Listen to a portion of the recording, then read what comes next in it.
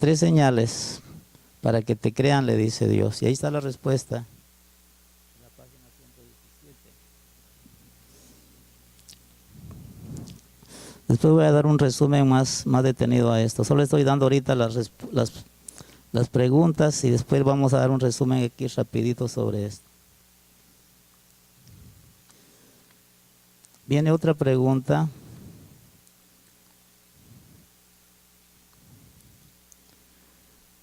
Y es la número 4. La pregunta es, ¿cuál fue el propósito de las plagas? Después les explico esto, ¿no? ¿Cuál era la respuesta o el propósito de Dios de mostrar las 10 plagas? ¿Verdad? Dice que Faraón era duro, que no dejaba salir al pueblo. Entonces Dios, para presionarlo, le dijo a Moisés que iba a enviarle 10 plagas. ¿Cuál es el propósito de las plagas? En la página 121 está la pregunta, está la respuesta.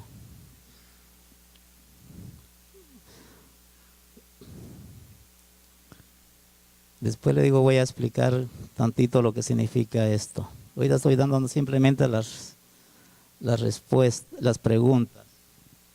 Usted solo apunte, hermano, por favor, solo apunte la pregunta, no apunte la respuesta de una vez porque le lleva mucho tiempo estar escribiendo eso. Vamos a dar otra nomás y vamos a explicar esto. La quinta pregunta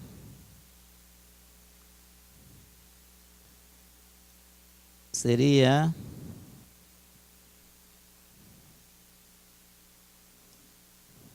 ¿qué significa la Pascua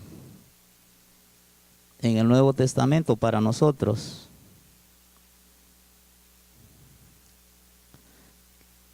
La pregunta es: ¿qué significa la Pascua o simbolismo en el Nuevo Testamento? Eso está en la página 127. Ahí está la respuesta.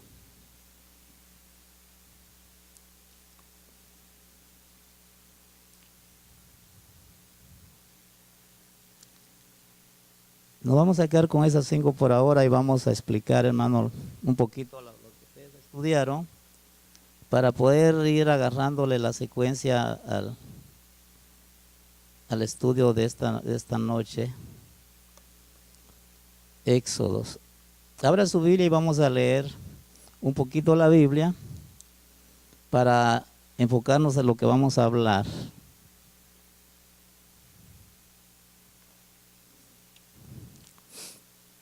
Éxodos 1.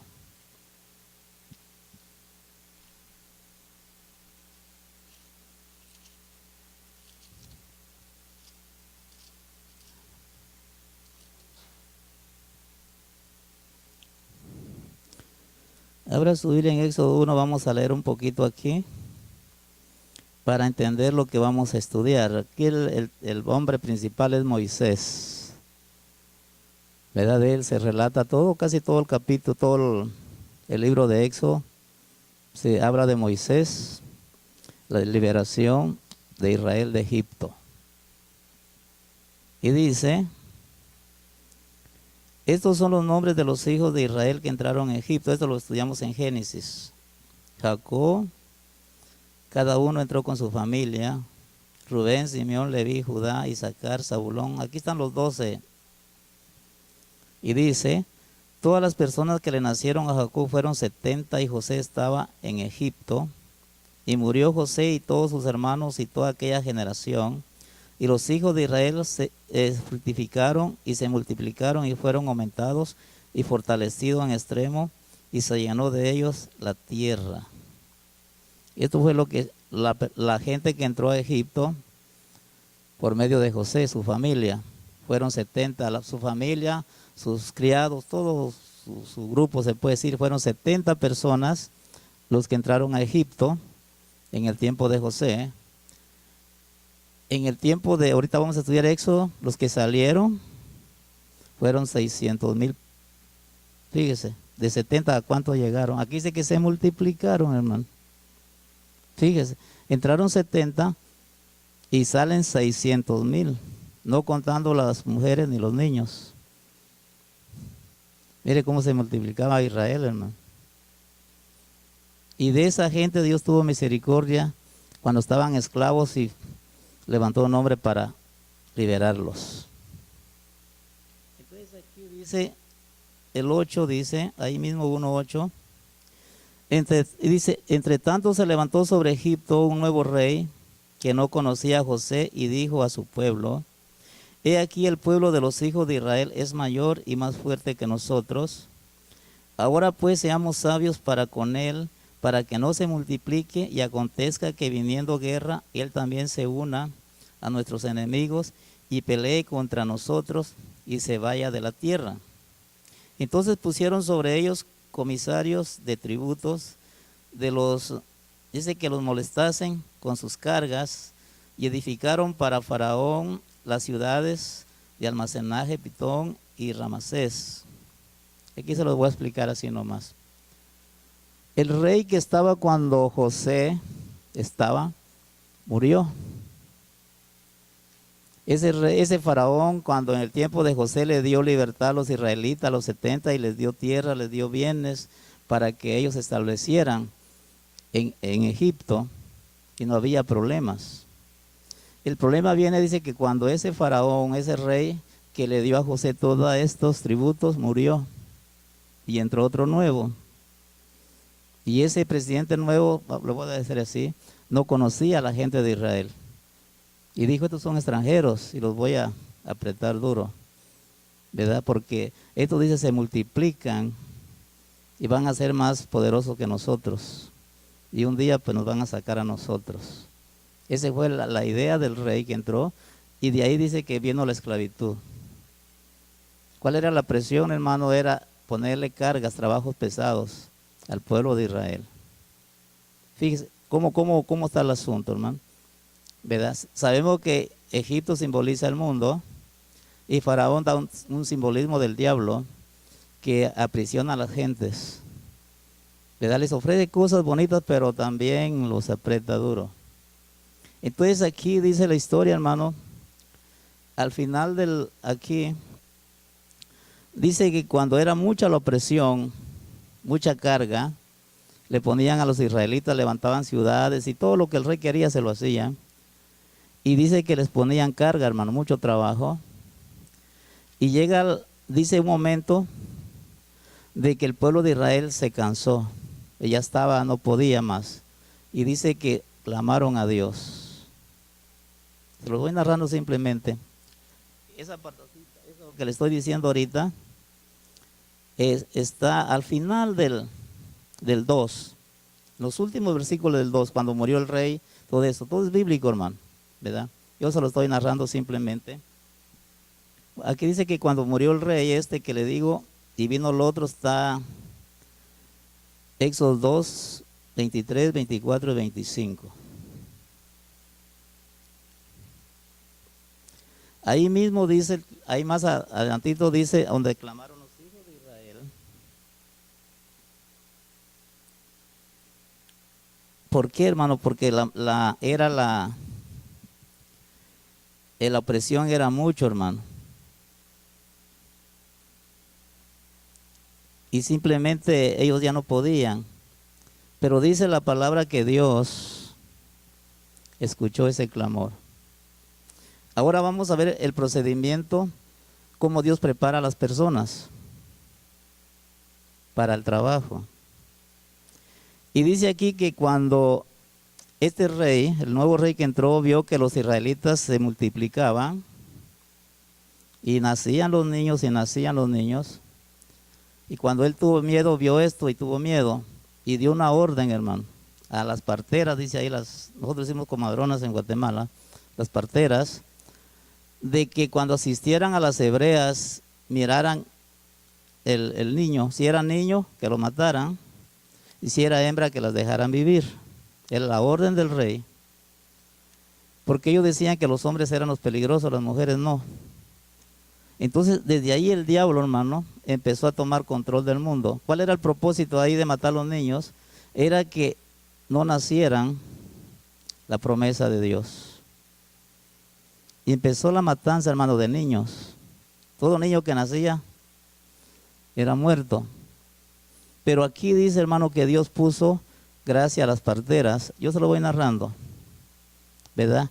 Y dice que cuando nacía los niños hebreos, las parteras dieron una excusa y dijeron, es que cuando nosotros llegamos, dice, el niño ya nació, porque las hebreas son fuertes y no podemos ya matar al niño. Y por eso es que nacen. Esa fue la excusa que ellas dieron, pero era parte de Dios que estaba trabajando con ellas. Y llega el momento que nace Moisés. Y dice que cuando nace Moisés, la mamá de Moisés dice que tuvo miedo porque estaba la orden de matar a los niños. Y dice que ella, para salvar al niño, lo puso en el río. Aquí dice la historia, en una canastita, todo eso para como un barquito más o menos, que no se mojara, y lo aventó al río, hermano, al niño, a Moisés. Y la corriente pues se lo arrastró. Pero dice que abajito estaba la hija de Faraón, la princesa, con sus criadas. Mire cómo el plan de Dios, hermano. Y dice que cuando vieron la canastita que iba, le mandó a ver qué era. Y dice que cuando vieron Moisés, el niño iba ahí en esa canastita. Mire cómo Dios, hermano, por eso digo cómo Dios va preparando todo y todo lo lleva en control. Usted dice casualidad que la princesa encontró al niño. Y dice que cuando el niño lo vieron, la princesa, según la historia, dice que estaba casada pero no podía tener niños. Y cuando vio al niño dice, este es mío. Y lo adoptó como su hijo y se lo llevó al palacio. Mire cómo comienza Dios trabajando, hermano. Y luego dice que la criada, dice ¿cómo se dice? La princesa le dice a sus criadas que busquen una mujer hebrea para que cuide al niño, porque ella sabía que eran de los hebreos. Dice, busquen a una mujer hebrea, dice, para que me lo cuide. Y toda la casualidad va que van a contratar a la mamá del niño. Fíjese cómo el plan de Dios, hermano. Uno dice casualidad, no, aquí no hay casualidad, todo está planeado. Y resulta que la mamá del niño es la que la cuida, la como dice ahí, babysitter, ¿verdad? Cuidando a su propio hijo ya en el palacio, con permiso y todas las reglas, hermano. ¿Se da cuenta cómo es el plan de Dios, hermano? Ya Moisés, metido en el palacio, como príncipe. Imagínense, hermano. Después de ser esclavo, los padres esclavos, y el plan de Dios era introducirlo. Así como metió a José al palacio, ahora mete a Faraón. ¿Cuál era el propósito? Para que Moisés aprendiera todas las leyes de Egipto, el idioma también, todo lo aprendió Moisés, hermano. Desde niño fue criado, dice, enseñado en todas las ciencias de Egipto. Por eso Moisés no era cualquierita, hermano. Era un hombre a la altura de un príncipe, adiestrado en todo, hermano. Y dice que la palabra de Moisés tenía fuerza, poder en Egipto, porque era reconocido como un príncipe, hijo de la princesa. Y así creció, dice la historia, creció Moisés y creció y todo como un Egipto, pero enseñado con costumbres hebreas por la mamá. Esa es la única diferencia. Entonces Moisés sí tenía en su mente, en su corazón, las costumbres israelitas, pero la sabiduría de Egipto. Y dice aquí la historia, hermano, que cuando Moisés creció, no, aquí no, posible, no dice edad, pero dice que salió, ya era grandecito, 17 por ahí, salió afuera a la ciudad y vio a los hebreos trabajando y tuvo compasión de ellos porque era su gente. Y dice ahí un relato, hermano, dice que vio a dos hebreos peleándose y fue a intervenirlos. Y dice que dicen los dos, ¿quién te puso a ti? Dice, ¿cómo fue eso? ¿Qué vienes a mandarnos? Y en otra segunda oportunidad dice que sale Moisés a recorrer ahí todo eso y se encuentra a un egipcio golpeando a un israelita. Y dice que defendió Moisés al israelita y mató al egipcio. Pero era un plan de Dios, hermano. Era la forma que Dios estaba usando para sacar a Moisés de Egipto. Aquí empieza la preparación. Ya Moisés tenía conocimiento de todo, las costumbres, todo de Egipto. Ahora le faltaba la preparación, el entrenamiento para el trabajo que Dios lo iba a mandar. Y dice que Moisés se dio cuenta que lo vieron cuando mató al Egipto. Y salió huyendo. Pero dice, pues, me vieron, me van a matar los egipcios, porque maté a uno de ellos. Y ese fue el plan de Dios para sacar a Moisés, hermano. Y qué lindo cuando digo, aquí está la preparación. Por eso le digo, nunca Dios manda a alguien sin tener conocimiento al trabajo que se le va a enviar. Y aquí es donde Moisés llega, regresa otra vez a su tierra y llega a Parán. Y ahí se prepara a cuidar ovejitas y todo el rollo, y ahí ¿verdad? Como cualquiera, como hebreos. Los hebreos su trabajo era cuidar ovejas. Y Moisés, imagínense hermano, vamos a ponerle, dice que salió de 40 años de Egipto. Pero en ese tiempo era jovencito porque ellos vivían muchos años, ¿verdad? Imagínense de vivir en el palacio como rey, ahora cuidar ovejitas. No estaba fácil. Imagine toda la atención que le dieron en el palacio como un príncipe, ahora a cuidar ovejitas en su tierra. Aquí era donde Dios lo estaba formando al trabajo que lo iba a mandar a hacer. Y ahí pasó mucho tiempito ahí cuidando ovejitas. Pero dice la palabra de Dios, hermano, de que cuando clamaron los hijos de Israel, porque era dura. Le voy a leer el 22:23, lo que le di la cita hace ratito. 2:23 se dice, aconteció que después de muchos días murió el rey de Egipto y los hijos de Israel gemían a causa de la servidumbre y clamaron. Y subió a Dios el clamor de ellos con motivo de su servidumbre. Y oyó Dios el gemido de ellos y se acordó de su pacto con Abraham, Isaac y Jacob. Y miró Dios a los hijos de Israel y los reconoció Dios. Aquí viene ya el trabajo.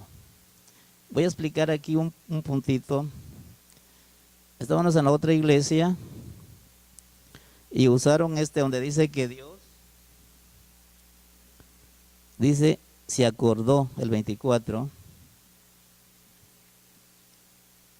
Para la persona que estaba dando la enseñanza, ese día dijo que a Dios se le olvidan las cosas.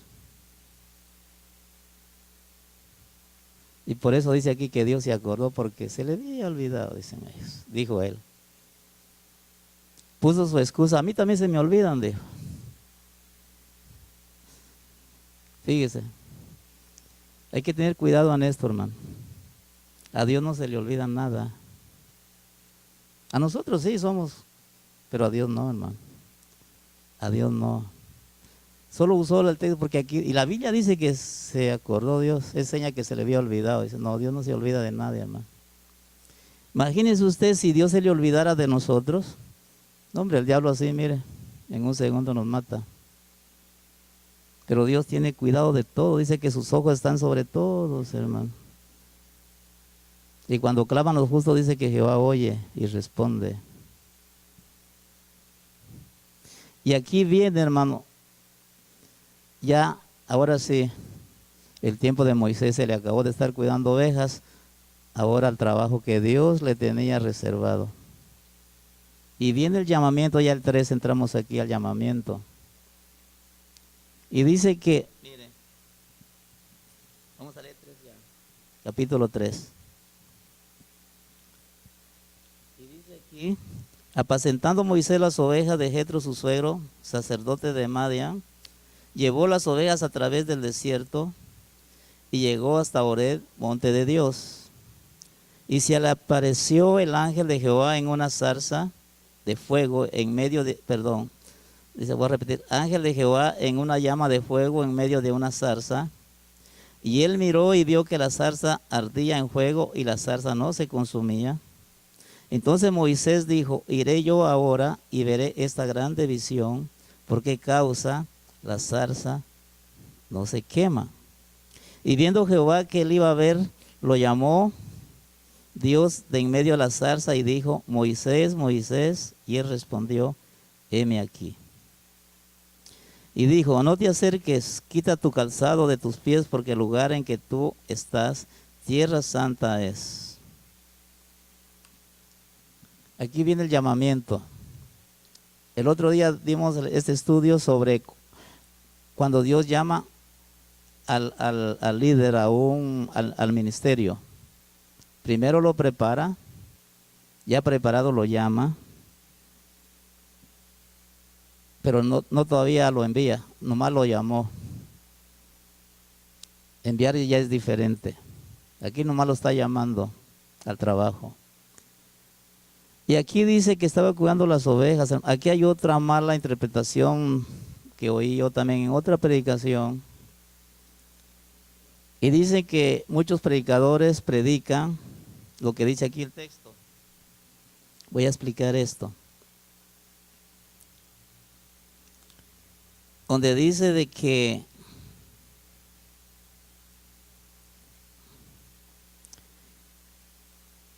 Moisés, perdón, vamos a ver aquí, dice el 1, donde dice la pasadita, llevó las ovejas a través del desierto y llegó hasta Horeb, monte de Dios, versículo 1.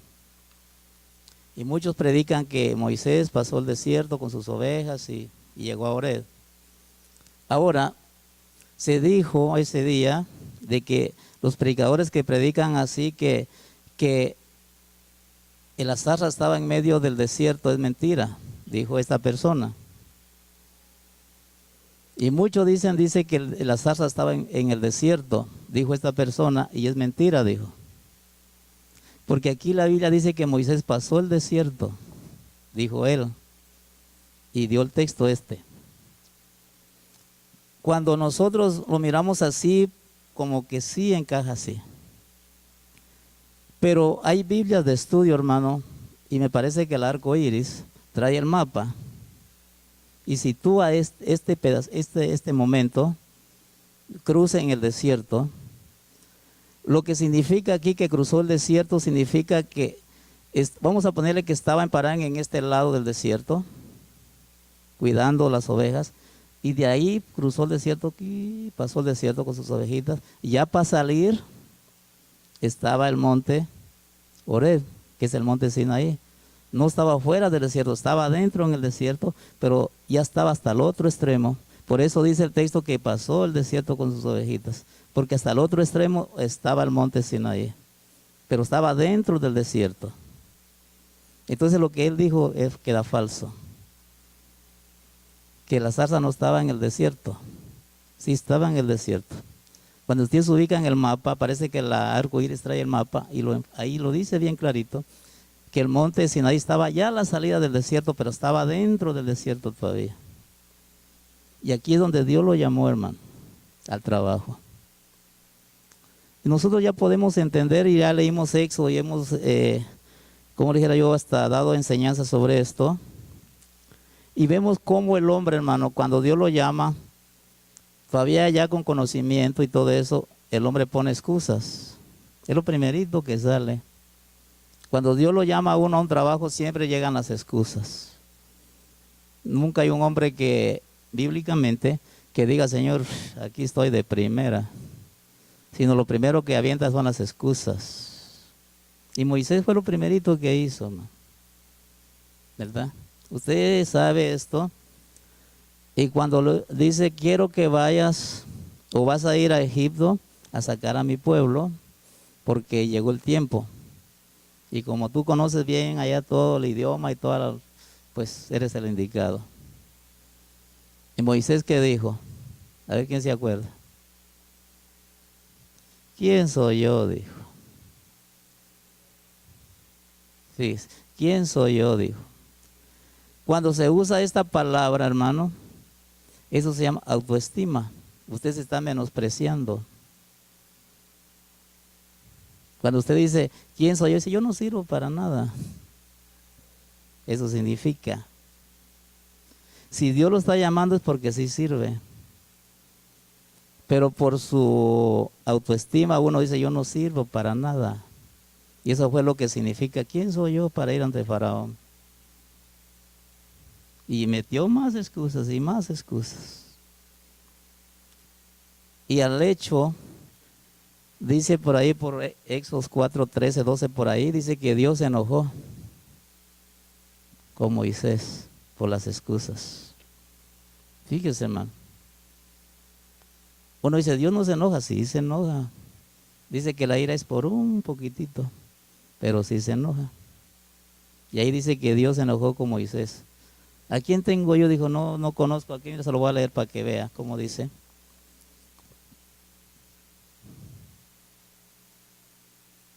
Y dice, y es el 14, 4, 14. Y mire cómo le dice Dios. Entonces Jehová se enojó contra Moisés y dijo, ¿no conozco yo a tu hermano Aarón, levita, y que él habla bien? Y aquí que él saldrá a recibirte y al verte se alegrará en su corazón. Tú hablarás a él y pondrás en su boca las palabras, y yo estaré con tu boca y con la suya, y os enseñaré lo que hayáis de hacer. Dice, y él alabará por ti al pueblo, él te será a ti en lugar de tu boca, y tú serás para él en lugar de Dios. Y tomarás en tu mano esta vara con la cual harás señales. Entonces, a veces nosotros nuestras excusas son excusas y mentira. Una excusa va acompañada casi de mentira, hermano. O en otras palabras, es una mentira disfrazada. Es el significado. Una excusa es una mentira disfrazada. Yo no puedo, sí puede. Lo más que no quiere. Es el asunto. Entonces aquí, hermano, podemos ver que Dios se enojó y le dice, y ahí le pone un montón de cositas, ¿verdad? Vamos a ir al libro ahorita a seguir estudiando para que vea que todo concuerda con la Biblia. Y estoy usando la Biblia para que vea que sí, todo el libro tiene un trasfondo bíblico también. No más que aquí está explicado mejor en el libro, ¿verdad?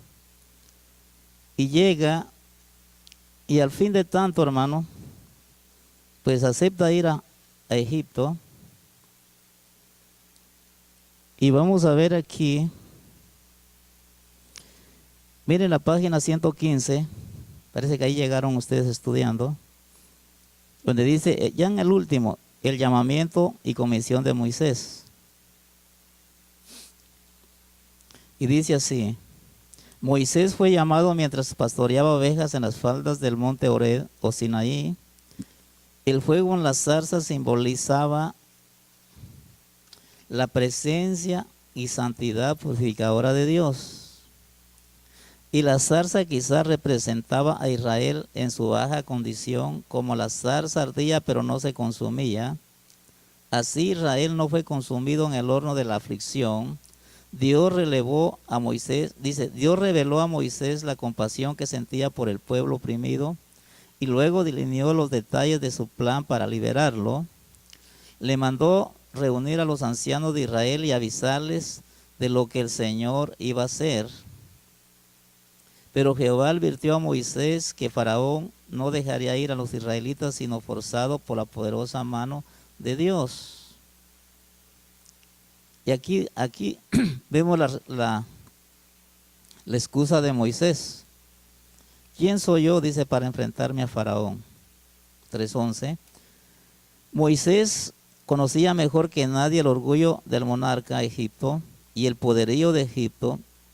había intentado liberar a Israel hacía 40 años y había fracasado, Dios le contestó: yo estaré contigo.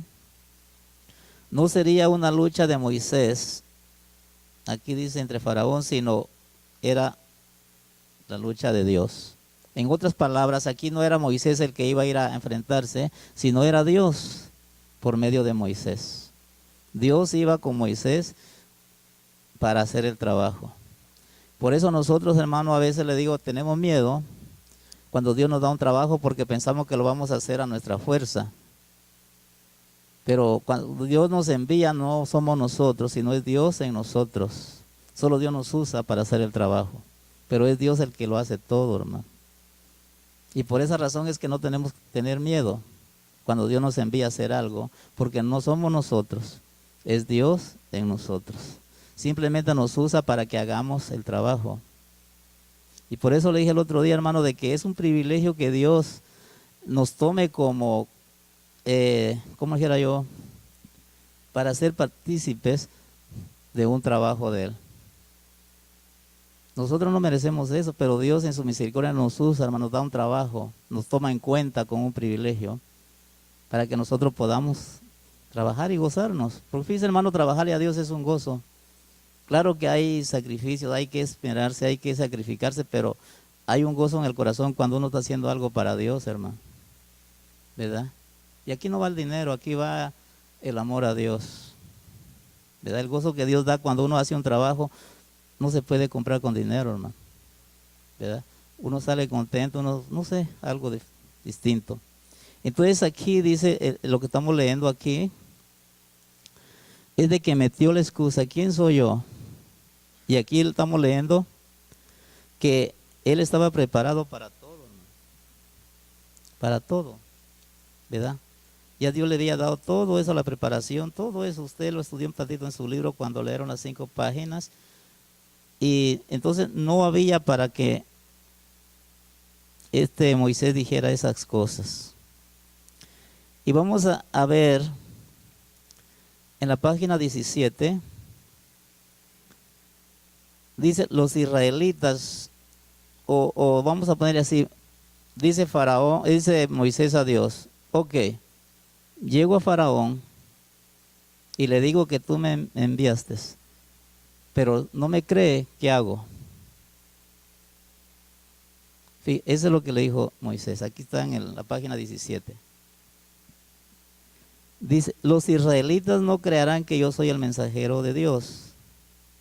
Pero vamos a leer de arriba para empezar, porque aquí está la respuesta que les dije a la pregunta esa. Dice: tiene existencia sin restricción, es como el fuego de la zarza que ardía pero no se consumía. Sus recursos son inagotables y su poder inalcanzable. Pero Él da, dice, Él da pero no se empobrece, trabaja pero no se cansa, respalda siempre lo que hace con lo que es, de manera que su pueblo pueda depender de Él, y Él es suficiente para hacer frente a todas las necesidades de ellos. Cuando Faraón dice, ¿quién soy yo? Entonces Dios, Él es todo, hermano, ¿verdad? Aquí es lo que leímos. Dios tiene todo el poder para hacer las cosas.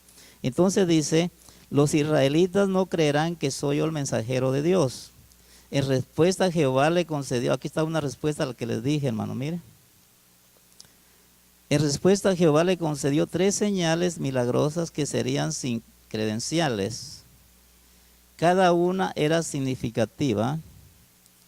La serpiente formaba una parte de la corona de los faraones y era símbolo del poder de Egipto. La lepra era considerada por los hebreos como señal de juicio de Dios. Y el agua representaba el río Nilo, Dios de Egipto, fuente de su vida y poderío. Entonces aquí no había excusa. Dice aquí, ahora viene la segunda excusa. Y dice: no tengo facilidad de palabras. De la otra excusa. Dios le hizo comprender que su siervo alegaba impotencia ante el Dios omnipotente y le dice, ¿acaso Dios no le podía facilitar la capacidad de hablar bien? No le había criado la boca, no obstante Jehová designó a Aarón, vocero de Moisés, su hermano. Entonces aquí fíjese, hermano, usted se acuerda cuando predicó el pastor de Pasco, ¿verdad? Él tenía, lo voy a decir así, tenía dudas de que si Moisés era tartamudo. Él no creía eso.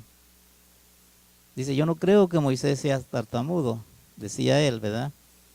Y me dijo, ¿me lo puedes explicar? Si sí era tartamudo o era que tenía falta de conocimiento espiritual. Sí, él decía así, es que Moisés lo que tenía era falta de conocimiento espiritual, dice, pero no era tartamudo, decía él, ¿verdad?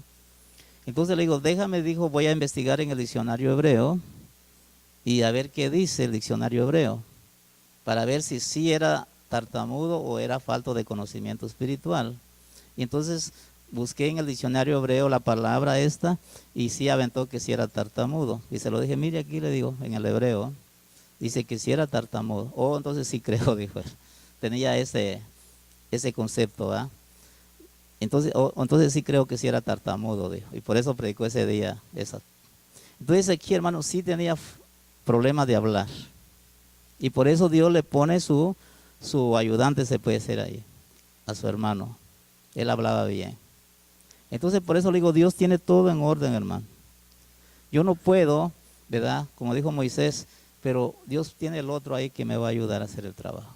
Pero siempre que nosotros trabajemos en unión. Y es bonito, hermano. Fíjese que cuando llegan aquí, llegan a Faraón y Faraón le dice todas estas cosas, yo no creo en Dios, ¿quién es ese Dios? Y empieza a ir. Entonces, como que Faraón le dice, ¿me puedes probar el Dios que me hablas? Y Moisés dice, sí, le puedo probar. Y dice, y la vara que llevaba, dice que Moisés hizo señales con la vara, porque Dios así le había dicho, lo que leímos ahorita. Y dice que Moisés tira la vara y se convierte en serpiente. Era el primer milagro aquí. Pero dice que Faraón llamó a sus sabios, ¿verdad? Sus magos, dice aquí la palabra. Y dice que vinieron y también tiraron sus varas y se hizo serpiente también. Entonces no era milagro. Pero los dos podían hacer lo mismo. Tanto el diablo como Dios. No había poder en Dios. Los dos eran iguales. Dice, aquí no veo nada. Entonces aquí entró Dios en acción. ¿Cuál era la diferencia? Que Dios era mayor que los otros. Dice que la serpiente de la vara de Moisés se tragó a las serpientes que hicieron los magos. Aquí está la diferencia de Dios. Ahí Dios mostró su poder. El diablo hizo también sus asuntos. Pero la ventaja es que la serpiente de Moisés se tragó a la serpiente que hicieron los magos. Y ahí Dios quedó como poderoso. ¿Se da cuenta, hermano? Por digo, Dios, hermano, Dios, ¿quién le gana? Pues, como dicen, Dios no ha perdido ni una batalla y ni la va a perder, hermano. Y no la va a perder. Y cuando nosotros confiamos en Él, pues hay victoria también en nosotros. Porque Él es el que pelea por nosotros, hermano. Y así fue y se lo llevó Dios a Faraón hasta que, porque dice que, fíjese, aquí hay un detalle que mismo Dios dice que endurecía el corazón de Faraón. Porque dice que Faraón, él se creía Dios. En Egipto había montones de dioses y sobre todo esos montones de dioses que habían en Egipto, Faraón se creía uno de ellos, el más poderoso. Y por eso cuando dijo, yo vengo de parte de Jehová, ¿y quién es ese? Yo no lo conozco. Y por medio de las señales, por medio de las plagas, el propósito era de demostrar el poder de Dios. ¿Quién era el Dios que envió a Moisés? Y aquí dice en el libro, por ahí hay un relato que estaba leyendo, no solo para enseñarle a los egipcios, sino también para enseñarle a los hebreos de que Dios estaba con ellos, para que ellos vieran las señales. Y para enseñarle a Moisés, también dice aquí el libro, para que también él creyera, hermano. Aquí, el propósito de las palabras eran para los tres, tanto para Egipto, para los hebreos y para el mismo Moisés. Porque Moisés iba ahí como que un poquito dudoso. Pero cuando vio todas esas señales, pues imagínense, hermano. Cuando Dios hace algo en nosotros, nuestra fe aumenta, ¿verdad? Imagínense, estamos enfermos y Dios nos sana, nuestra fe aumenta. Oh, sí, Dios lo hizo, puede, ¿verdad? Y nuestra confianza se apega más a Dios. Y así transcurre todo aquí la palabra, hermano, ¿verdad? En la página 119 habla de la dureza del corazón, lo que le estaba diciendo ahorita. Mire, todo es bíblico, hermano, nomás que yo se lo llevo narrando. Y esto es bíblico. Y dice, ya estamos en el capítulo 5, supuestamente el libro aquí, la dureza de Faraón. Y dice, con denuedo Moisés y Aarón se presentaron en la sala de audiencia de Faraón y le comunicaron la demanda de Jehová. ¿Por qué exigió Dios que Faraón, por qué exigió Dios de Faraón solamente el permiso de que su pueblo fuera al desierto para celebrar fiesta por 3 días? Cuando empezaba a efectuar, dice, su salida permanentemente. Y aquí viene una respuesta, pero esto no es pregunta. Dice, Dios, dice, probó al rey con una petición pequeña, sabiendo de antemano la dureza de su corazón. Faraón contestó con arrogancia, ¿quién es Jehová para que oiga su voz? Aquí lo que le estaba diciendo, ¿verdad? Todo eso había un propósito, hermano, como Dios era que él endurecía el corazón de Faraón, porque le estaba demostrando el poder de Dios. Porque así como lamentablemente le digo, yo he hablado con gente, perdón aquí si hay o hubieron católicos, ¿verdad? Esa gente, hermano, uno los pedía ofender de la cualquier manera y tranquilos. Pero si le tocaban, como dijo uno, no me toques a mi virgencita porque aquí vas a ver quién soy, dijo. Ellos defienden eso como de lugar, hermano, ¿verdad? Entonces así era Faraón. Él estaba entre los dioses falsos y él se creía un dios y nadie lo sacaba de esa mentalidad. Aquí yo soy Dios y no hay otro. Entonces Dios, para probar el poder de Dios, les me dio todas estas cosas y plagas y todas esas cosas, para que uno conociera el poder de Dios, hermano. Porque nuestra mente, como les dije el otro día, ¿verdad? Uno conoce a Dios por intuición, quiere decir por instinto. O nuestros padres nos enseñaron, sí hay un Dios, pero solo ahí no más. La Iglesia Católica sí cree que hay un Dios, pero se abarca a las imágenes que hagan los milagros, ¿verdad? Entonces aquí nosotros podemos entender, hermano, que es Dios el que hace las cosas. Él es el que tiene el control de todos nosotros y de toda la naturaleza, hermano. Entonces aquí dice, llegamos a la página 121 con las plagas, ¿verdad? Moisés, Faraón no quería dejar salir al pueblo. Y tanto rogar y tantas señales y tanto que Moisés hizo y no quiso, entonces Dios tuvo el medio eran las plagas. Ya probamos aquí Moisés, este hombre está muy duro, ahora vamos a probar aquí con las plagas. A ver hasta dónde aguanta, ¿verdad? No era que Faraón le estaba ganando a Dios, sino que Dios le estaba dando un chance para demostrar su poder. Dios podía una palabra y podía, hermano, pero Dios le estaba dando un chance para que este Faraón creyera, viera el poder de Dios, hermano, ¿verdad? Y dice aquí que vienen las plagas en la página 121. Dice, una de las palabras hebreas que traduce plaga en Éxodo significa dar golpes o herir. Otros 2 vocablos describen las plagas como señales y juicio. Así que las plagas fueron tanto señal divinas que demostraron que Jehová es el Dios supremo, con actos divinos por los cuales Dios juzgó a los egipcios y liberó a su pueblo, ¿verdad? Ahí para terminar abajito vamos a saltear y dice, aquí está la otra respuesta de la pregunta que le hice, mire, está facilito, si leemos encontramos fácil todas las cosas. Y dice, las plagas fueron la respuesta de Dios a la pregunta de Faraón, ¿quién es Jehová para que oiga su voz? Esa es la respuesta a la pregunta. Si usted es listo, mire, lo capta rápido, hermano. Por eso le digo, Cuando hicimos el examen miré que todos venían nerviosos y qué facilito. Ya lo hicieron ahí en 20 minutos, lo hicieron fácil. ¿Verdad? ¿Por qué, hermano? Porque la cosa es aprender, ¿verdad? La cosa es que nosotros vamos aprendiendo poquito, hermano. No tanto los exámenes, sino que nosotros aprendamos y se nos quede en la mente y el corazón lo que significa la palabra de Dios. Entonces las plagas aquí dice fueron la respuesta de Dios a la pregunta de Faraón: ¿quién es Jehová para que oiga su voz? 5:2. Dice, cada plaga fue por otra parte un desafío a los dioses egipcios y una censura a la idolatría. Los egipcios rendían culto a las fuerzas de la naturaleza, tales como el río, el sol, la luna, la tierra y otros ahí dice. Ahora las deidades egipcias quedaron en evidencia de ser impotentes ante Jehová, no pudiendo proteger a los egipcios ni intervenir a favor de nadie. Y aquí está el listado de las plagas. Aquí están el listado de las 10 plagas que Dios usó para trabajar el corazón de Faraón. Quería hacer esta pregunta, pero está muy larga, mejor ahí solo usted la estudia, ¿verdad? Porque aquí están las 10 plagas que Dios usó.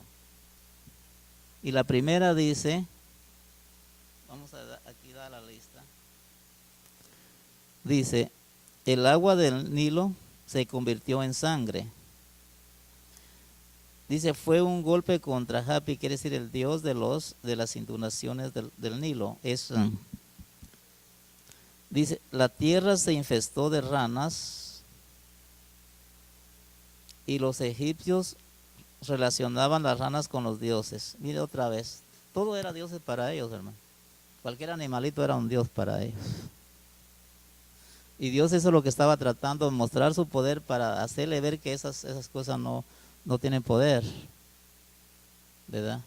Por eso le digo, lamentablemente le digo, la tradición, ¿verdad? Nos enseña sobre las imágenes que hacen milagros y todas esas cosas y no, hermano, es el diablo por medio haciendo que estas cosas parezcan ser un milagro, pero no son de Dios. Así como los magos hicieron las serpientes, ¿verdad? Y uno dice, oh, pues también pueden, pero está limitado, hermano.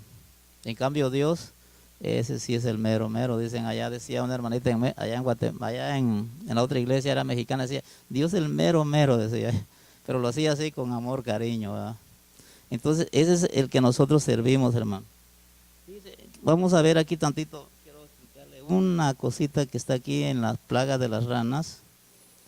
Está en Éxodo 8. Quiero leer esta pasadita, es curiosa. Por eso se la voy a leer.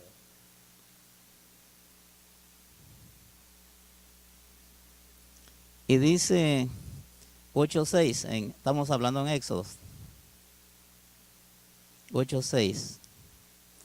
Entonces Aarón extendió su mano sobre las aguas del Egipto y subieron ranas y cubrieron la tierra de Egipto. Y los hechiceros hicieron lo mismo con sus encantamientos, hicieron venir ranas sobre la tierra de Egipto. Mire, hermano, el diablo imitando. Ya sabemos que el diablo es imitador, ¿verdad? Pero mire, aquí hay un tope donde Dios lo pone quieto. Lo que me interesa es ese texto que le voy a leer ahorita. Dice que la casa de Faraón estaba lleno de ranas. Entonces Faraón llama a Moisés y a Aarón y les dijo, orad a Jehová para que quite las ranas de mí y de mi pueblo, y dejaré ir a tu pueblo para que ofrezcan sacrificio a Jehová. Y dijo Moisés a Faraón, dígnate, dice, indicarme cuándo debo orar por ti, por tus siervos y por tu pueblo, para que las ranas sean quitadas de ti y de tu casa, y que solamente queden en el río. ¿Y qué dijo Faraón? ¿Qué dijo? Eso me da risa a mí, hermano. Mañana, dijo. Tenía todo el ranero en su casa y traía mañana ores para que se vaya. Miren, hermano, ese texto es el que me da risa a mí de todo esto. Tenía todo el ranero ahí en su casa y decía, mañana oren para qué. ¿Por qué no dijo ahorita de una vez?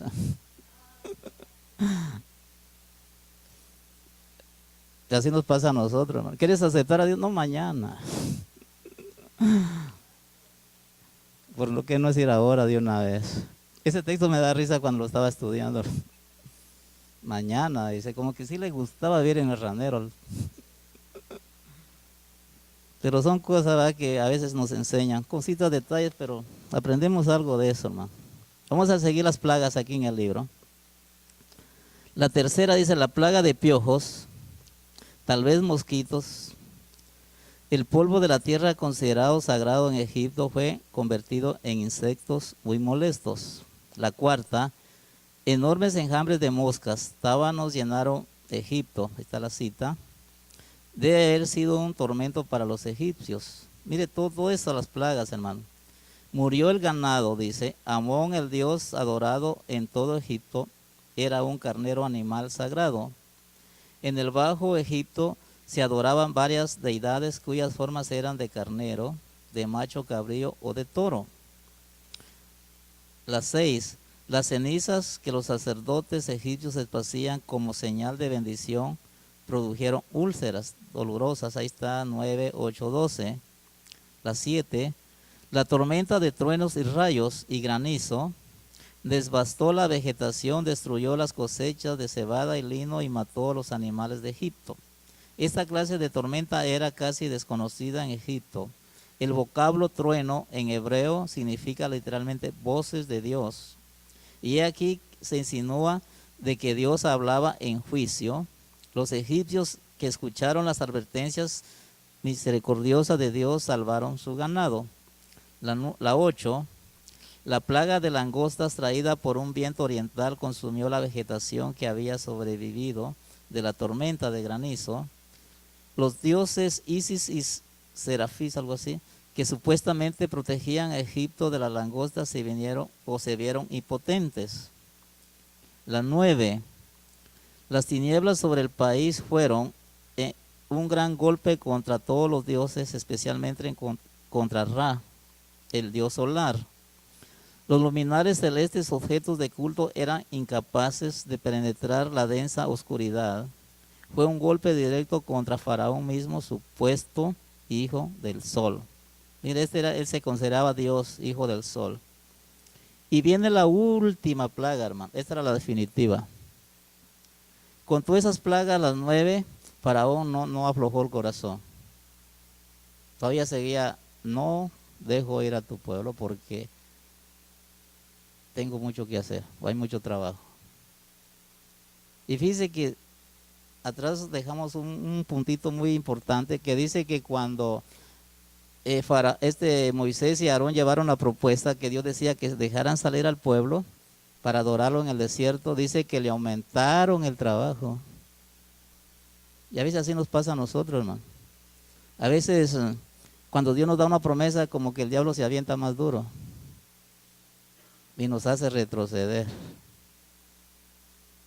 Y dice que porque Faraón dijo, bueno, si tienen tiempo para ir a adorar a Dios al desierto, es que andan de vagos, andan ahí, que mejor aumentenle en el trabajo. Y les pusieron más carga a los pobres hebreos, hermano. Entonces, el pueblo hebreo en esa situación dijeron, Moisés, solo veniste a empeorar el asunto. Nos querías ayudar, ahora nos metieron más trabajo. Y había ese pleito ahí entre ellos. Pero le digo, no era para los hebreos, sino era para que Faraón viera el poder de Dios, hermano. Y dice que con todo eso no quiso. Hasta que Dios tuvo que dar la definitiva. Y fueron cuando Dios ordenó la muerte de los primogénitos. Y vamos a ver sobre ese puntito, hermano. Es muy importante esa parte. Cuando Dios da el último toque, se puede decir. Y vamos a leer la página 123 a la final. Y vamos a tocar las plagas, la muerte de los primogénitos. Y dice así, mire, las imitaciones de los primeros milagros de Aarón y Moisés por los hechiceros desacreditaron el poder de Jehová a los ojos de Faraón, pero la vara de Aarón destruyó o devoró la de los hechiceros, y eso fue un indicio de la victoria final, eso ya lo dije. El apóstol San Pablo usa este hecho para ilustrar el florecimiento del poder oculto de los postreros días. ¿Verdad? 2 Timoteo 3:8 habla de eso. Faraón se destaca por su terquedad al enfrentar los juicios de Dios. Su arrepentimiento fue superficial, transitorio y motivado solamente por el temor y no por el reconocimiento de la necesidad que tenía de Dios. Aunque se mantuvo obstinado, quebrantado su promesa cada vez que una plaga era, dice, suspendida, iba cediendo más y más a las demandas de Moisés. Primero permitió que los israelitas ofrecieran sacrificios dentro de los linderos de Egipto, luego fuera de Egipto. Y así se fue hasta llegar a esto. Lo que quiero llegar es a la muerte de los primogénitos.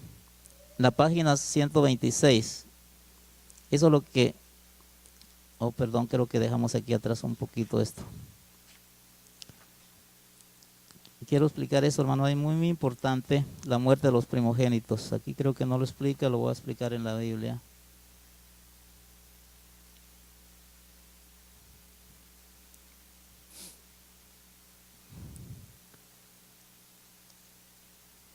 Entonces aquí, hermano, aquí habla, si la página 26 habla de esto, la Pascua. Dice, por eso puse la pregunta, ¿qué significa la Pascua para nosotros en el Nuevo Testamento? La Pascua era para Israel lo que en el día dice, o lo que pudiera ser ahora cuando aquí en Estados Unidos se celebra la independencia, era lo mismo, era un día señalado por cada año en que se hacía una fiesta, ¿verdad?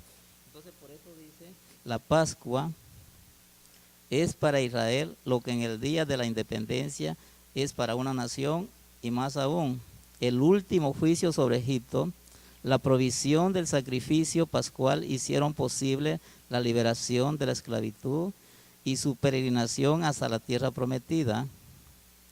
La Pascua es, según el Nuevo Testamento, un símbolo profético de la muerte de Cristo, de la salvación y del andar por fe a partir de la redención. Además de la liberación de Egipto, la Pascua se constituyó el primer día del año religioso de los hebreos y el comienzo de su vida nacional ocurrió en el mes de Aviv, llamado Nisán, en la historia posterior, que corresponde a los meses de marzo y abril en nuestro tiempo. Ahora dice, el vocablo Pascua significa pasar de largo, pues el ángel, dice, destructor pasó de largo las casas donde la sangre había sido aplicada en los postes. Los detalles del sacrificio y los mandatos que le acompañaban son muy significativos. Ahora fíjese, hermano, vamos a entender esto muy fácil. Dice que cuando Dios le da la orden a Moisés de que iban a morir los primogénitos de Egipto, Dios le da una orden a Moisés que mate un cordero, que sacrifique un cordero, y ahí están las señas, ¿verdad? Y luego le dice a los israelitas que unten los dinteles, dice aquí, quiere decir los marcos de las puertas, con la sangre de ese cordero. Fíjese. Entonces aquí podemos ver, hermano, el amor de Dios con su pueblo. Cuando uno anda en obediencia, Dios lo protege a uno. Por eso dice que el ángel de Jehová acampa alrededor de los que lo temen y los defiende. Entonces Dios sabía lo que iba a venir, pero Dios mandó a poner una seguridad a todos los hebreos en sus casas, y la señal era la sangre, significando que un día la sangre de Jesucristo nos iba a liberar también de pecado. Es un simbolismo. Y dice que cuando llegó, dice, dieron la orden, vino el ángel destructor o el ángel de la muerte. Mira, esto es muy importante, hermano. Aquí la Biblia dice que la muerte es un ángel. La tradición dice que es una calavera. Y ponen ahí el dibujo. Y la muerte dice, miran una calavera por ahí. No, aquí dice que era un ángel. Y el ángel dice que venía a matar a todo primogénito, animal, hijo, hombre, todo, hermano, de Egipto. Pero tenía la orden que si miraba a sangre en una puerta pasara de largo. Eso es lo que significa la Pascua, pasar de largo. Mire qué bonito, hermano. Y dice que el ángel iba matando a los primogénitos de Egipto, sea animal o sea persona, y pasaba a la casa de un hebreo y pasaba de largo, porque había la señal de la sangre. Y así terminó todo esto el periodo. Entonces dice que en todas las casas de los egipcios había un muerto, pero en la casa de los hebreos no había nada, hermano, porque la protección de Dios estaba con ellos. Aquí se cumple el Salmo 91, 7, 8 por ahí dice, 10 es, caerán 1000 y 10,000, pero a ti no llegará. El mundo puede estarse ahí desboronando, hermano, pero si nosotros somos fieles a Dios, a nosotros no nos va a pasar nada, porque es Dios el que está peleando por nosotros. Y por eso es muy importante la fidelidad a Dios, hermano, que nosotros seamos fieles a Dios para que cuando llegue ese momento, Él nos defienda. Por eso dice, en un texto dice, ¿para qué estás preocupado? ¿Para qué tienen miedo? Tranquilo. Le dijeron a este Josafat, segunda de Crónicas 20, esté quieto, tranquilito, yo voy a pelear por ti, le dijeron. Eso es, hermano, que Dios tiene misericordia de nosotros y Él está pendiente de nosotros. Por eso le dije aquel cuento de que a Dios se le olvida, no, a Dios no se le olvida nada, hermano. Él está pendiente de cada paso que damos nosotros. Entonces aquí seguimos y dice que prepararon la Pascua. Vamos a leer un puntito muy importante aquí que estaba. Vamos a seguir aquí explicando esto, hermano.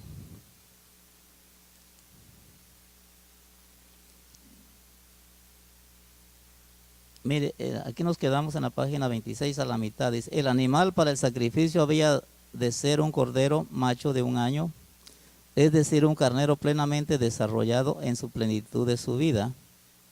Así Jesús murió cuando tenía 33 años aproximadamente. El cordero tenía que ser sin tacha, quiere decir perfecto. Para asegurar que fuera así, los israelitas lo guardaban 4 días en casa. De igual manera Jesús era impecable y fue probado durante 40 días en el desierto. El cordero fue sacrificado por la tarde como sustituto del primogénito. Por eso murieron los primogénitos de las casas egipcias que no creyeron. Se nos enseña que la paga del pecado es muerte, pero Dios ha provisto un sustituto que fue herido por nuestras rebeliones. Ese es Isaías 43, Cristo, ¿verdad? Ahora dice aquí, mire todo lo que le dije aquí está en el libro. Los israelitas tenían que aplicar la sangre a los postes o al dintel de las casas, indicando su fe personal. En el cristianismo no basta creer que Cristo murió por los pecados del mundo. Solo cuando la fe, dice, la sangre de Jesús es aplicada al corazón de la persona, esta es salva de la ira de Dios. El ángel destructor representa su ira. Lo que quiere decir aquí, hermano, es de que, por ejemplo, usted evangeliza y la gente dice, no, yo creo en Dios, pero no quiere aceptar a Jesucristo. Simplemente creen, eso es lo que dice aquí. Pero nosotros, para que esa sangre haga efecto en nosotros, tenemos que aceptar a Jesucristo. Y ya cuando nosotros aceptamos, entonces la sangre es así, entra en vigor y funciona, limpiando nuestro corazón, limpiando nuestra mente y haciéndonos una nueva persona. Por eso dice aquí, no basta solo con creer, sino hacer también. ¿Verdad? Entonces, eso es lo que significa aquí, cuando dice que no basta solo con creer, sino el cantito de Juan Carlos Alvarado me gusta. No basta solo con creer, es necesario morir. Y eso es lo que significa aquí, hermano. Ahora dice aquí, quiero buscar una parte que estaba leyendo, a ver si lo encuentro. Ok, sí, es en la otra página, la 127, dice, tenía que asar la carne del cordero y comerla con pan sin levadura y hierbas amargas. El hecho de asar en vez de cocer el cordero ilustra lo completo del sacrificio de Cristo y el hecho de que debe ser recibido por completo. Esto está en Juan 19, 33, 36. Así como los hebreos comieron la carne que les daría fuerza para el peregrinaje, el creyente por medio de la comunicación con Cristo recibe fuerza espiritual para seguirlo. El pan sin levadura simboliza la sinceridad y la verdad. Y las hierbas amargas probablemente las dificultades y las pruebas que acompañan la redención. Aquí en este pedacito, mire que vamos a leer, esto es lo que andaba buscando. Hay una enseñanza bien bonita y la pregunta sería esta. ¿Por qué los israelitas tenían que comer de esta carne vestidos y de pie?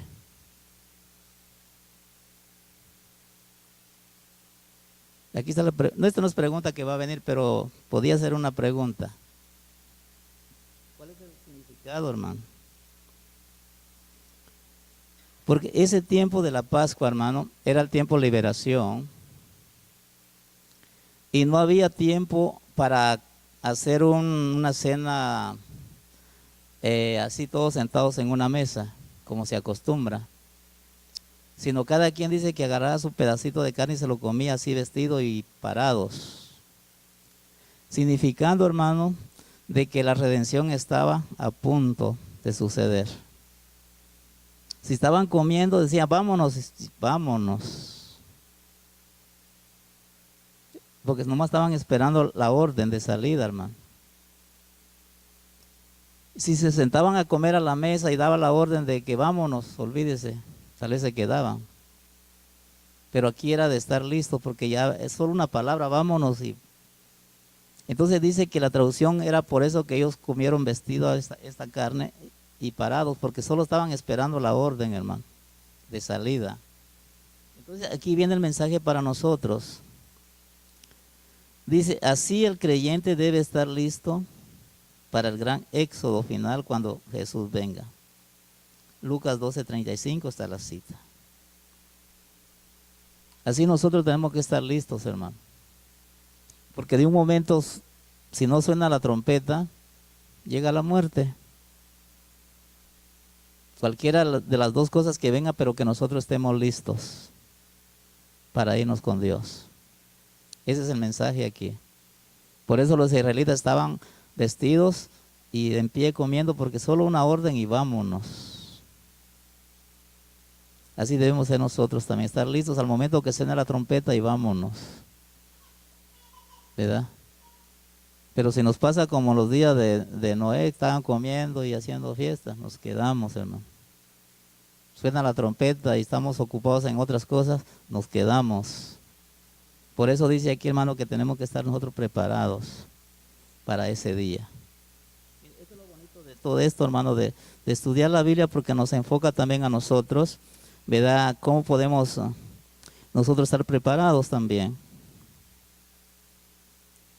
Vamos a leer la última pasadita ahí de la página 27, 127. Dice, de ahí en adelante los israelitas habían de consagrar a Jehová para ser sus ministros, los primogénitos de sus hijos y también los de sus animales, pues por la provisión de la Pascua los había comprado con sangre y pertenecían a él. Los que nacían primero de los animales se ofrecían en sacrificio, excepto el asno, que era rescatado y desnucado, y así también los animales impuros en general. Los primogénitos del hombre siempre eran rescatados, después los levitas fueron consagrados a Dios en sustitución de ellos. Ahí está la cita. La aplicación espiritual enseña que Dios nos redime para que le sirvamos. Y aquí dice Pablo, ¿o ignoráis que no sois vuestros, porque habéis sido comprados por precio? Glorificar pues a Dios en vuestro cuerpo y vuestro espíritu, los cuales son de Dios. Entonces aquí, hermano, desde el momento que el pueblo de Israel fue liberado, empezó a vivir una vida diferente, consagrados a Dios. Del momento que nosotros aceptamos a Cristo, tiene que haber un cambio, porque ya le estamos sirviendo a Dios. Aquí la sangre significa, hermano, le digo, cuando Jesucristo derramó su sangre, nos compró. Dice Pedro que fuimos comprados a precio de sangre. Y del momento que nosotros aceptamos a Jesucristo, agarramos esa bendición, hermano. Y ya no somos los mismos, ya somos nueva criatura. Y por lo tanto ya empezamos a dar frutos como hijos de Dios. Por eso que se recomienda vivir una vida agradable a Dios. Por eso se recomienda dar frutos. Porque si yo estoy en la iglesia ya mucho tiempo y no doy frutos, quiere decir que el sacrificio no ha trabajado en mi vida y que yo no soy nueva criatura. O quiere decir que todavía no soy cristiano, todavía no soy hijo de Dios. Todavía estoy en la iglesia, pero sigo todavía en las cosas del mundo. Por eso es necesario dar un testimonio. Que la persona, usted no puede decir Dios me cambió y todavía haciendo cosas del mundo. No se puede. Porque el mundo dice, no, estás haciendo lo que yo hago. Por eso dice que tiene que haber una diferencia entre lo del mundo y lo consagrado a Dios. Ese es el mensaje. Entonces vamos a seguir aquí. Y pasa todo esto, hermano. Y el pueblo de Israel es liberado. Y dice que le hacen cantos y todas esas cosas a Dios, hermano. Qué bonito agradecimiento a Dios. Vamos a seguir pasando. Ahora vea la página 128. Vamos a terminar ese pedacito aquí. Cómo Dios promete de que, de siendo un pueblo esclavo, Dios saca en victoria al pueblo. Estuvieron ahí tanto tiempo como esclavos, pero cuando Dios los libera en bendición, hermano. Ya no salen como esclavos, sino salen bendecidos. Mire, aquí, ahí está la cita, aquí está lo que vamos a leer. Esa cita está en Éxodo 12, 29 al 51. La partida de los israelitas, cuando salen de Egipto. Dice, fue necesaria la terrible plaga de la muerte de los primogénitos para que Faraón volviera en razón y permitiera que los israelitas se fueran. Los egipcios recibieron justa retribución por haber matado a miles de niños varones del pueblo hebreo, por haber oprimido cruelmente a los esclavos israelitas y por la obstinación obcecada de su rey. Ahora Faraón estaba quebrantado, permitió salir a los israelitas sin ponerles ninguna condición. Aún más reconoció a Jehová pidiendo a Aarón y a Moisés que lo bendijeran. Los egipcios entregaron sus alhajas, oro y plata a los hebreos cuando estos se lo pidieron, pues sentían que estaban bajo sentencia de muerte. Les rogaron que se alejaran rápidamente. Los largos años de trabajo sin pago de los hebreos fueron recompensados en parte por los tesoros que los egipcios les entregaron. Dice, no era un engaño su pedido, pues los egipcios sabían que los hebreos no retornarían más. Pocos meses después, los tesoros de Egipto fueron utilizados en la construcción del tabernáculo. Y de esta manera partieron los israelitas en completa libertad, como si fuera un ejército de conquistadores con sus despojos, y no como esclavos que huían de la cautividad de Egipto, supuestamente. Entonces aquí podemos ver, hermano, cómo Dios bendice a su pueblo. Por eso le digo, para una bendición, hermano, no necesitamos hacer tantas cosas, simplemente confiar en Dios. Y Dios es justo. Cuando Dios mira el trabajo que hacemos para Él, también nos bendice, hermano. Y no necesitamos mucho trabajar y matarnos y dejar la iglesia por trabajos, sino simplemente confiar en Dios. Y Dios se encarga de bendecir nuestras vidas. Y aquí está la prueba con Egipto. Salieron bendecidos. Voy a aclarar una pregunta que me hicieron cuando estaba allá en la iglesia, allá en la isla. Estábamos hablando estaba dando la clase sobre bautismos y estaba dando que la mujer tiene que dejar cositas, alhajas sobre todo. Y me hicieron la pregunta, dice, pero dice que los israelitas tenían sus cositas de oro y todo ahí. ¿Y qué pasó? Dice, ¿por qué nos prohíben a nosotros? Si las israelitas traían oro, dijeron. Le digo, qué buena pregunta y qué observación más inteligente que hicieron. Ahora yo les hago una pregunta, les dije a ellas, ¿de dónde salieron los israelitas? De Egipto, dijeron. ¿Y qué significa Egipto? El mundo. Ah, como que sí la agarraron, le dije. Cuando uno viene del mundo trae jalando todas esas cosas, le digo. Pero cuando llegamos a Cristo, se quedan. Porque Dios no va con esas cosas. Simplemente esa es la respuesta, Leo. Pero más adelante Dios tuvo que decirle que se quitaran esas cosas. Porque esas cosas no iban con Dios. Simplemente le digo, dice, ok, entendemos. Entonces le digo, hay que aclarar cada cosa, hermano, por la palabra de Dios. Dice, ¿verdad? De que los israelitas salieron con oro y todo. Pero ¿cuál era el propósito de Dios, hermano? Que ese oro que traían, los israelitas lo donaron para la construcción del tabernáculo. Dice que cuando Moisés pidió la ofrenda para hacer dice que llevaron oro a morir, hermano. Y era ese oro que le sacaron a los egipcios.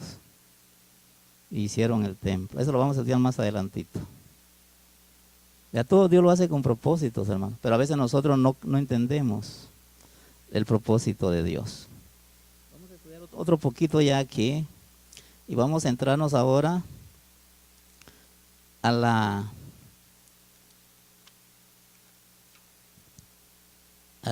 llegamos ahorita, ya salieron los egipcios de Israel.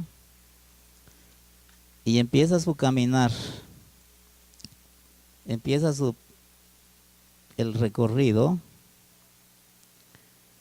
Y vamos siempre en la página 129, aquí está la explicación que le dije. Entraron 70 hombres israelitas a Egipto. ¿Y salieron cuántos? Se da cuenta que le dije, todo se lo dije basado